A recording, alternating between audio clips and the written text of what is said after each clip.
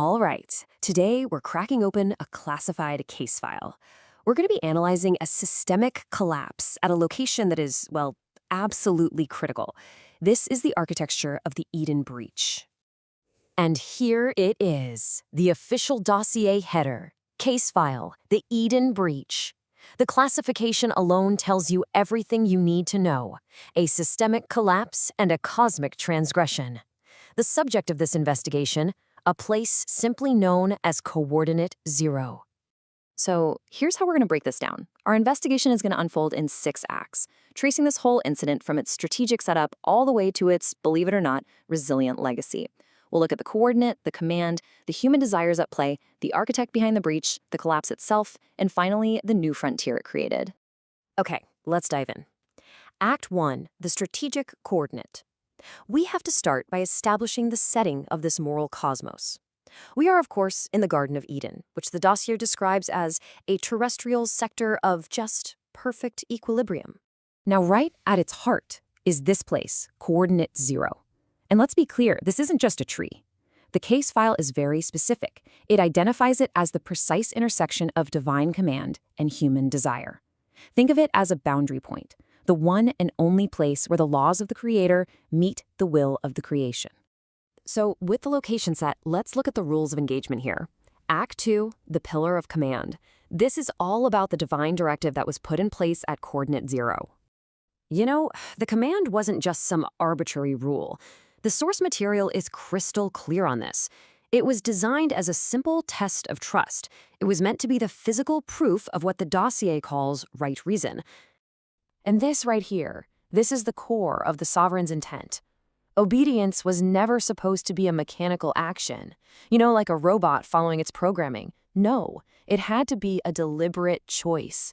This was the very foundation for free will itself. This really gets to the heart of it all, doesn't it? The tree represents the architecture of liberty. It was a designated space, giving Adam and Eve the real tangible choice to either stay in the light or to step into the shadow. Without that choice, free will is just a nice idea, not a reality.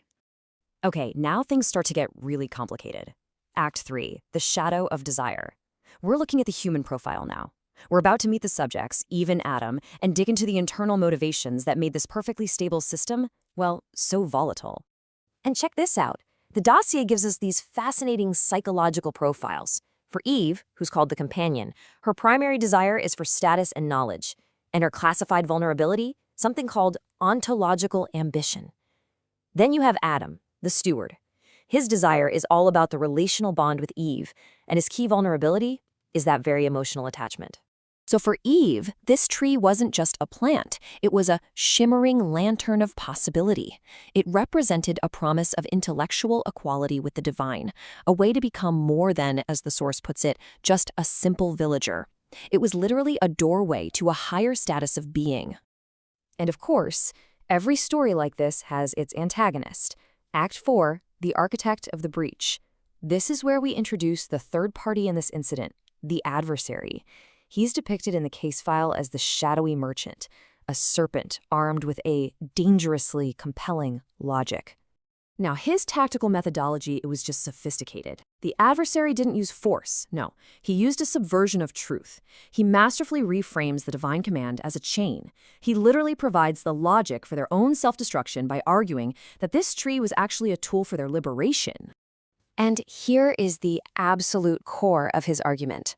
He takes this simple test of trust and just twists it, planting a seed of doubt by asking, is it really about trust, or is this just a tool of control? And with that doubt now firmly planted, he makes his promise. He whispers, "You will gain the king's own wisdom and sight." He brilliantly turns a divine boundary that was designed for their freedom into what suddenly looks like a stepping stone for their own advancement. Which brings us right to the climax of the case file, Act 5, the collapse of the bridge. This is the moment the system failed. This is the incident itself. Now, what's so crucial to understand here is that the collapse was triggered by something the file calls the relational factor. See, Eve acts first, but Adam follows, not because he was deceived, but out of a deep fear of being separated from her. His emotional attachment becomes the final trigger. And just like that, the transgression is complete. In that moment, Coordinate Zero is no longer a bridge of choice. It becomes the site of a total, systemic collapse. The consequences were, well, they were immediate and catastrophic. The file lists them out plainly. That pre-lapsarian bliss was extinguished. In its place came internal discord, shame, and lust. And for the very first time, humanity experienced death and suffering. But the story doesn't end in the wreckage. This leads us to the final act of the dossier, Act 6, A New Frontier. It's an analysis of the breach's long-term legacy. And this slide really shows the profound transformation of the subjects. Before the breach, you could see them as static figures of perfection. But after, they became humbled students of grace. Flawed, for sure, but now they were capable of growth.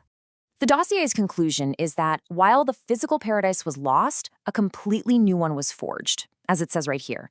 They depart the sector with informed repentance and a paradise within. The experience created a new internal home. And here's the final analysis from the file, the big takeaway. The darkness was allowed to enter for a reason.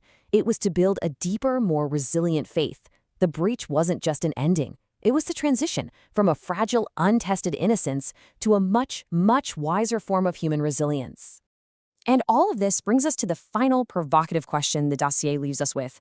When you look at the entire architecture of this event, you have to ask, was the breach a failure of the design, or was it somehow its ultimate purpose? Something to think about.